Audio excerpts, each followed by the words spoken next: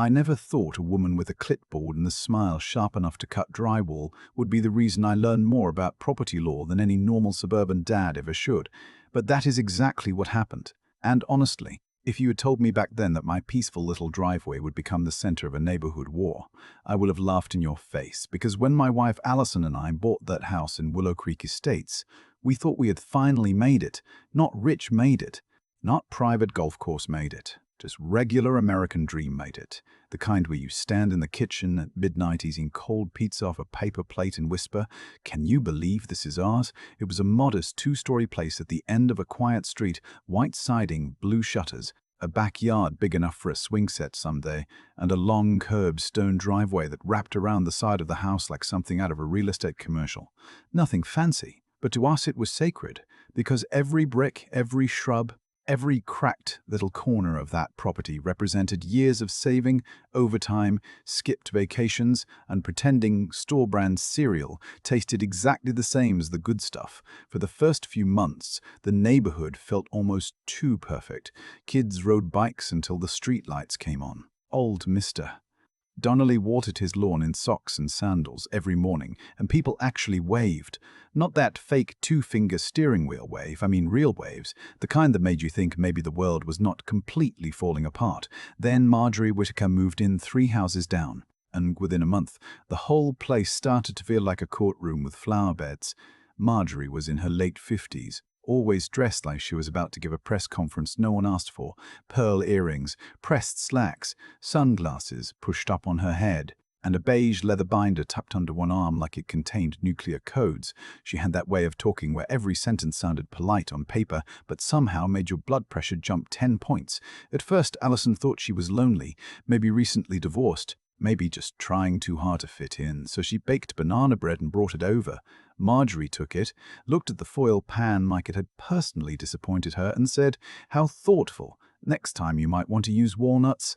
They present better," and that was our first little warning sign. But we ignored it because you do that when you are new. You give people grace. You tell yourself, everybody has off days. Then the neighborhood association election happened, and by election, I mean 7 bored adults in a clubhouse voting while eating grocery store cookies under fluorescent lights. Marjorie ran unopposed for president of what had always been a sleepy little homeowners association, mostly responsible for pool keys, snow removal, and sending one yearly reminder not to park boats in the front yard. But the day after she won, it was like someone handed a mall cop the keys to the Pentagon. New signs went up at both entrances. Willow Creek Civic Association, a community of standards. Suddenly there were monthly meetings, special assessments, architectural review forms, landscaping compliance notices, and a newsletter written in a tone that made trimming your hedges feel like a moral obligation. Allison and I tried to stay out of it. We paid the dues, nodded at the meetings, smiled when Marjorie announced her beautification initiative, and went back home to our normal lives because we had jobs, bills, laundry, and a dog named Biscuit who thought the mailman was a war criminal. But Marjorie had a vision, and the problem with people like Marjorie is that once they get a vision, everyone else becomes furniture they can rearrange. The first real confrontation happened on a Saturday morning in April. I was outside with a contractor named Luis, going over plans to repair and widen part of our driveway. It had some sinking stones near the bend, and we wanted to clean it up before summer. Allison was pulling weeds by the porch, music playing from her phone. The whole morning had that soft golden light that makes you temporarily forget your mortgage exists. Then I heard the clicking of heels on pavement, which in our neighborhood usually meant Marjorie was approaching with bad news disguised as community spirit. She did not say hello, did not ask how we were, did not even pretend to admire the work. She just opened that beige binder, tapped a printed diagram with one red painted fingernail, and said, "Good. You are already preparing the grade." I looked at her, then at Lewis, then back at her, and said, "Preparing the what?" She smiled, not warmly, more like a bank denying a loan, and said, "The grade for Copper Lane. This will be the new secondary access road into Willow Creek." For a second, I honestly thought I had misheard her, because there are levels of crazy your brain needs time to process. So I laughed, not rude, just confused, and said, "Marjorie, this is my driveway." She nodded like I had correctly identified a chair. Yes, currently, but the board has discussed emergency access, traffic flow, and long-term property values, and your driveway is the logical corridor, logical corridor, logical corridor. Those words still make me want to chew drywall. Alison stood up slowly from the flower bed, dirt on her gloves, and said, I am sorry. Are you saying cars would drive through our property? Marjorie gave her this patient little look, the kind people give children who ask why the sky is blue, and said only once improvements are completed, of course, widening, signage, drainage, probably speed tables. And then it would be open for controlled neighborhood use. Luis muttered something in Spanish under his breath and suddenly became extremely interested in his tape measure. I took a breath, because my father raised me not to yell at women in my driveway, even when they are apparently trying to annex it, and I said, no, absolutely not. This is private property. We are not turning our driveway into a public road. Marjorie closed her binder with a soft snap. And that little sound changed the whole temperature of the morning, Mr. Parker, she said, using my last name like I was a student being called into the principal office. When you purchased in Willow Creek, you accepted the responsibilities of community living. Sometimes individual preferences must yield to the greater good. I remember Alison stepping closer to me, not scared exactly, but alert, because women like Alison can smell danger before men admit it is in the room. She said, Marjorie, if the neighborhood needs another entrance, maybe the city should review the vacant lot near Briar Court. That was when Marjorie turned her head, slow, cold, and said, the vacant lot belongs to the Wexler family, and they have already made their position difficult. The way she said difficult told me everything. This was not about traffic. Not really. It was about power. The Wexlers had money, lawyers, and a brick wall around their property. We had a normal house, a friendly face, and the bad luck of owning a driveway that curved toward the main road. We were the easier target. I told her again, as clearly as I could. No, you do not have permission. Not now. Not ever. Her nostrils flared just enough to let me know I had stopped being a neighbor and become an obstacle. Then she said something I will never forget, because it was the moment I realized this woman did not think she was asking. She said, permission is a courtesy. Mr. Permission is a courtesy. Parker? Compliance is the requirement. Then she turned, walked back down the driveway like she owned every stone under her shoes, and left Alison and me standing there in the quiet, while Luis looked up and said, Man, I just fixed driveways, I do not do revolutions, and we laughed. Because what else do you do when something absurd walks into your life wearing pearls? But the laugh faded fast, because 2 days later, a glossy new sign appeared at the end of our driveway, staked into the grass beside our mailbox, Copper Lane Future Community Access, and underneath it, in smaller letters, authorized by Willow Creek Civic Association, I stood there with my coffee getting cold in my hand, staring at that sign while morning commuters slowed down to read it. And for the first time since we had bought the house, our home did not feel like ours. It felt like a line had been drawn through it, and Marjorie was standing on the other side with a pen, ready to decide what happened next. The first thing I did was pull the sign out of the ground, not dramatically, not with some heroic music playing in the background, just me in pajama pants and old sneakers, yanking this ridiculous glossy monument to Marjorie Whittaker's ego out of my lawn while Biscuit barked from the window like he was providing legal commentary. I tossed it into the garage and called Alison, and she answered on her lunch break with that careful tone married people use when they already know something bad has happened. I said, the sign is gone, and she was quiet for half a second before she said, okay, but you know she is going to take that personally. And she was right. Because by 6 that evening, Marjorie was on our porch, not knocking like a neighbor but rapping the glass with 2 fingers like a detective serving a warrant.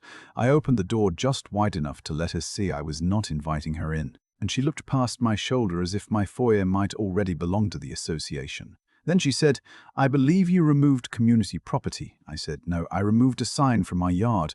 She smiled in that tight little way of hers and said, you are making this adversarial, Aaron. And I remember thinking, oh, we are on first names now. That must mean I am about to get threatened. She told me the board had broad authority to maintain access routes, emergency lanes, visual standards, and neighborhood continuity, which sounded impressive until you realized it meant absolutely nothing. So I asked her to show me the document that gave her the right to use my driveway. An easement, a deed restriction, a survey, anything with my address and a signature that was not written in her imagination. And for the first time since I had met her, her face flickered. Not much, just enough. Then she said the paperwork was being reviewed, and I said, "Great. When it exists, send it to my lawyer." I did not have a lawyer yet. But she did not have a lawyer yet, but she did not need to know that.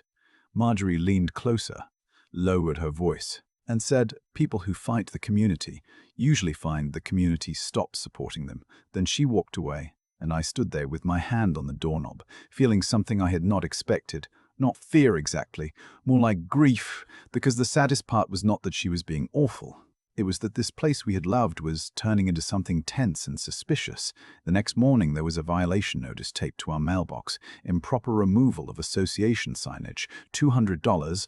Then another one came 2 days later because our trash bins had been visible from the street for approximately 40 minutes after pickup, $75. Then a third because our front hedge exceeded approved height standards by what I measured later to be less than an inch. By the end of the week, Allison had a folder on the kitchen table labeled Marjorie, and every time she added a letter to it, she pressed her lips together so hard they turned white. My wife is not a dramatic person. She's the kind of woman who compares insurance plans for fun.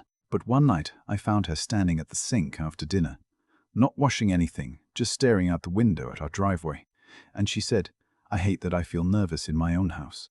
That sentence did something to me, because up to that point, I've been treating the whole thing like an annoying dispute with a power-hungry neighbor, but hearing Allison say that made it personal in a different way, not angry personal, protective personal, the kind that settles low in your chest and stays there. So I started documenting everything. I bought 2 more security cameras, one for the garage and one angled toward the mouth of the driveway. I saved every email, every notice, every envelope. I wrote down dates and times. I photographed tire tracks when random cars started turning into our driveway after Marjorie quietly told people Copper Lane would be opening soon. And yes, that really happened one afternoon. I came home to a delivery van halfway down the curve. The driver, looking confused as he tried to reverse without crushing our landscaping, he said his navigation app and button updated with a new road name, Copper Lane. I laughed because the alternative was screaming. Then I sent a screenshot to Allison, who replied with exactly one word, "lawyer." And that was when we called Denise Calhoun, a property attorney recommended by one of Allison's co-workers. Denise was in her 60s, with silver hair, red reading glasses, and the calm energy of a woman who had ruined many overconfident people's afternoons. We met her in a small office above a bakery downtown, and I brought the folder, the photos, the fines, the camera clips, the fake road sign, everything except Biscuit.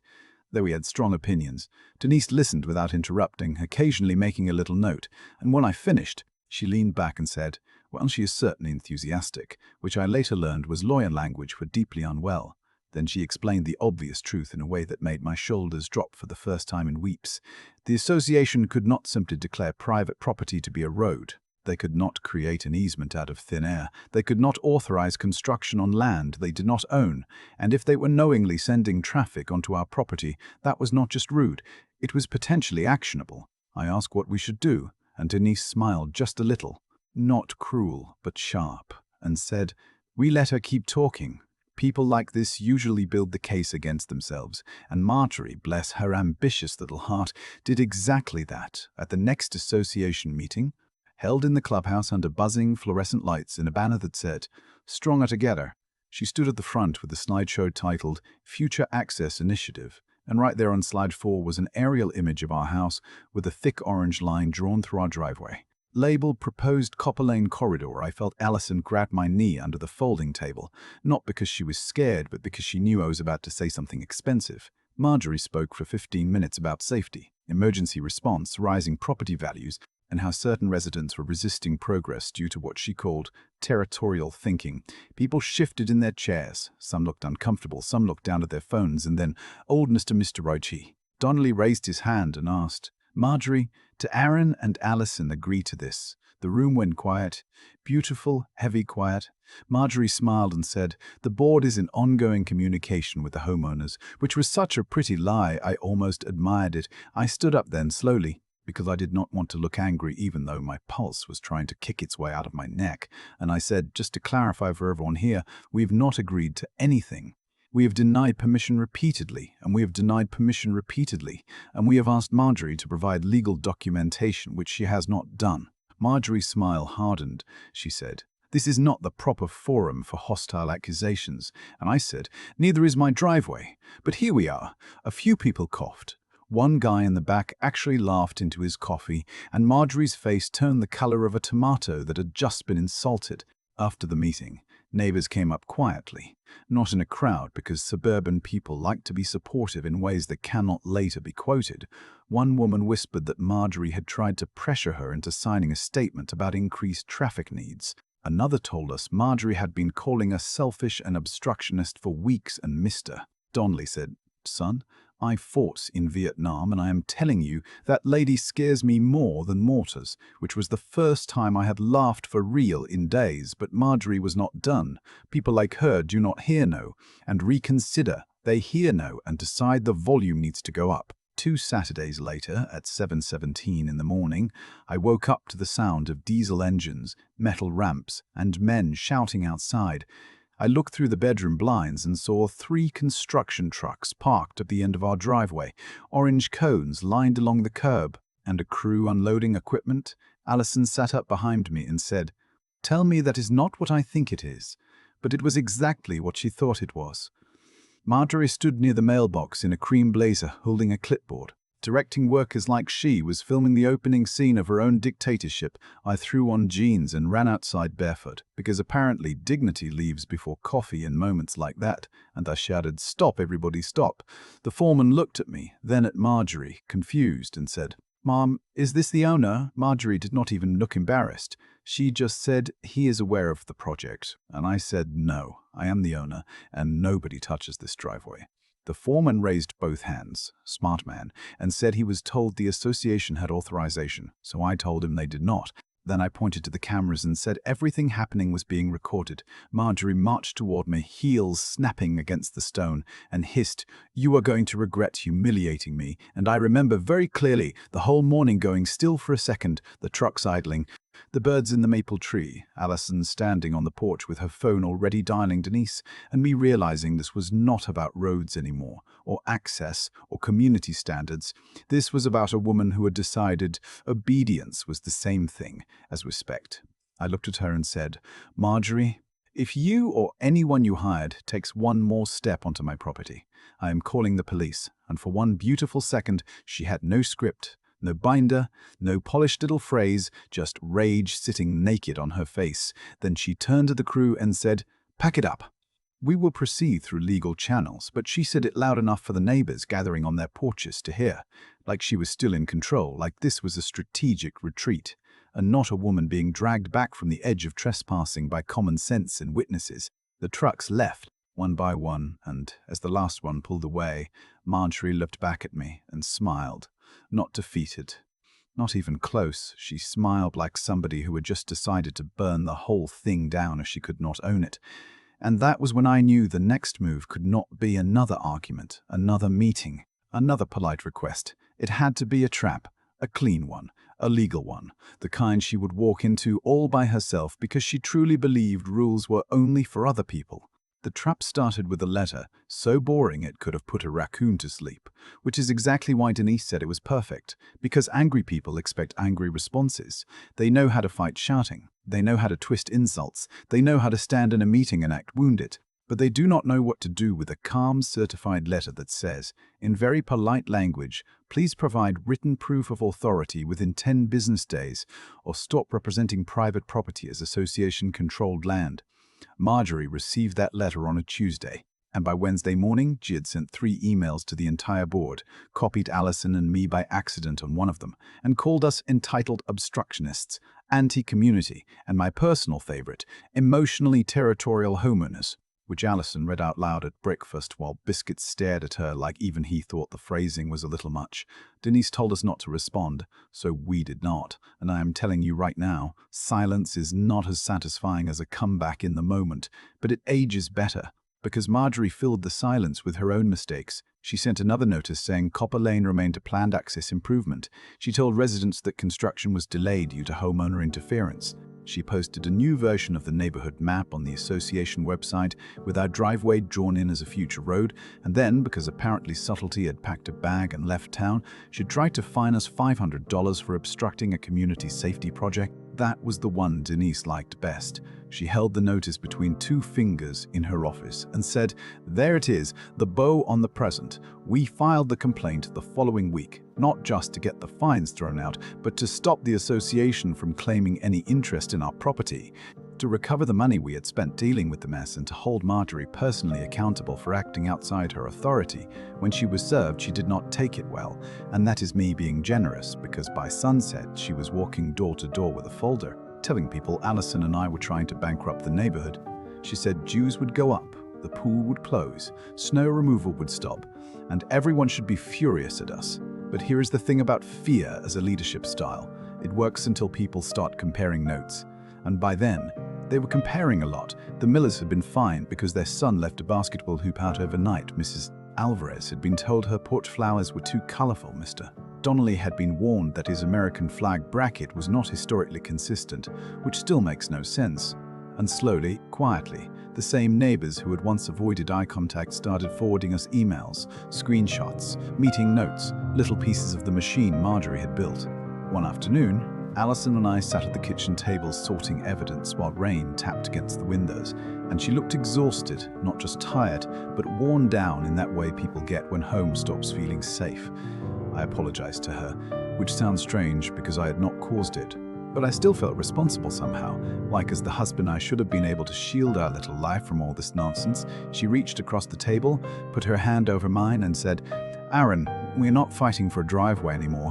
We are fighting for the right to not be bullied in our own home." And that sentence carried me through the rest of it. The hearing happened on a grey morning in county court. The kind of morning where everything looks washed out. The sky, the parking lot, your own reflection in the courthouse windows.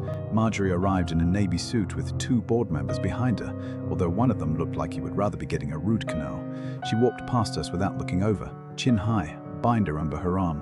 Still playing president, even with a lawsuit sitting on the table, inside the courtroom, she tried very hard to sound reasonable. She spoke about safety, children, emergency vehicles, community planning, all the same warm words she had been using for months, but warm were to cold fast when a judge asks for documents, and she had none. No easement, no deed restriction, no vote authorizing seizure of private land, no city approval. No engineer report, no emergency access study, not even a signed board resolution that said our property could be used. Just maps, emails, and a very strong belief that if she wanted something badly enough, the law should move out of her way. Denise was calm, almost gentle, which somehow made it worse for Marjorie. She played the security footage of the construction crew at our driveway, showed the fake road sign, the traffic redirection, the fines, the website map, the email where Marjorie called our property a logical corridor, and then she read Marjorie's own words back to her. Permission is a courtesy. Compliance is the requirement. You could feel the room shift when that line landed. Even the judge looked up from his notes for a second. Marjorie tried to explain that she meant it in the spirit of cooperation, and I swear, Mr. Donnelly, who had come just to watch, made a noise that sounded like a suppressed sneeze but was absolutely a laugh. The judge did not laugh, though he just looked at Marjorie and said, "Mrs. Marjorie Whitaker, community leadership does not grant you ownership of your neighbor's land, and I do not know if I have ever heard a more beautiful sentence in my life. In the end, the fines were voided. The association was ordered to remove every reference to Copper Lane from its materials. We were awarded reimbursement and damages, and Marjorie was barred by court order from entering our property or directing anyone else onto it. But the real punch came from the board 2 nights later, at an emergency meeting packed so full people were standing along the walls. Marjorie tried to frame the ruling as a temporary setback. She actually said, "History is rarely kind to those who resist progress, which would have been hilarious if my blood pressure had not already been doing gymnastics." Then Mr. First Donnelly stood up, slow and stiff, one hand on his cane, and said, "Marjorie, progress does not need a trespassing warning." After that it was over. People clapped, then talked over her, then demanded a vote, and before the night ended, she resigned with a face so tight it looked painful. She left through the side door while half the room applauded and the other half pretended they were not enjoying it. Because again, suburban people have manners, but not that many. A month later, Marjorie sold her house, and on her last morning in Willow Creek, I watched from the porch as the moving truck pulled away. She looked over at our driveway one final time, and I almost waved. Not a sarcastic wave, not a victory wave, just a human one, because part of me wondered what makes a person need control that badly. What hole inside someone gets so deep they try to fill it with rules, signs, fines, and other people's fear? But then Biscuit barked at her car, and honestly, he spoke for the family. The neighborhood changed after that. Not overnight, but slowly, like a room airing out after a storm. The meetings got shorter, the newsletters got friendlier, the pool stayed open, nobody died from a mailbox being the wrong shade of black, and our driveway went back to being exactly what it had always been. A strip of stone leading home. The old Copper Lane sign never went back up. But Allison did hang a small wooden plaque inside our garage that says, "Permission is not a courtesy." And every time I see it, I laugh a little, because the whole thing was absurd, expensive, stressful, and somehow still one of the clearest lessons of my life. People will call you selfish when your boundaries inconvenience their plans. They will call you difficult when you ask for proof. They will call you dramatic when you refuse to be walked over. But sometimes difficult is just another word for free. So I will leave you with this. Was Marjorie completely wrong for wanting another neighborhood access road, if she truly believed it would help everyone? Or did she cross a line the second she decided our consent did not matter? And if you were in our shoes, would you have fought it quietly, taken it straight to court, or done something a lot less polite? Drop your take in the comments, because I genuinely want to know where you draw the line between community good and private rights, and if you have ever dealt with a neighbor, boss, HOA, board, landlord, or anyone else who thought a little power made them untouchable. Share that story too, because trust me, somebody out there needs to hear that standing your ground does not make you the problem. Sometimes it is the only reason the problem finally stops.